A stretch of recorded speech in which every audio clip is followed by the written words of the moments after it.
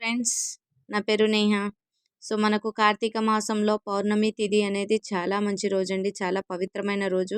So ఈ రోజున శివకేశవులను మనం ప్రార్థించినట్లయితే మనకున్న ప్రాబ్లమ్స్, దోషాలు, అప్పులు, బాధలు, కష్టాలు అన్నీ తొలగిపోతాయని చెప్తారండి.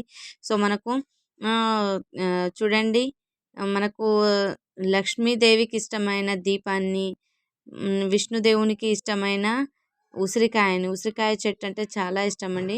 సో ఈ దేవుళ్ళకి ఇష్టమైన ఉసిరికాయని, దీపాన్ని రెండిటిని కలిపి మనం ఒత్తిలాగా ఇంట్లో వెలిగించుకున్నట్లయితే మన తాత ముత్తాతల నుంచి పట్టిన దోషాలు కానివ్వండి, మన ఇంటికి పట్టిన దోషాలు కానీ, మనం చేసిన చెడు పనులు కానివ్వండి, మనకు అప్పుల బాధ కానివ్వండి, ఇంకా ఎలాంటి ప్రాబ్లమ్స్ ఉన్నా సరే మనకు తొలగిపోతాయండి ఈరోజు ఈ ఉసిరికాయతో దీపం ముట్టించినట్లయితే.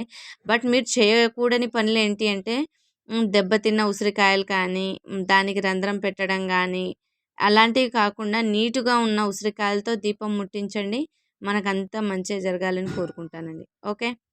వీడియో నచ్చితే లైక్ చేయండి. ఇంకా ఇలాంటి వీడియోస్ తెలుసుకొని కొత్త ఇన్ఫర్మేషన్స్ తెలుసుకోవాలి అంటే సబ్స్క్రైబ్ చేసుకోండి. Thank you friends.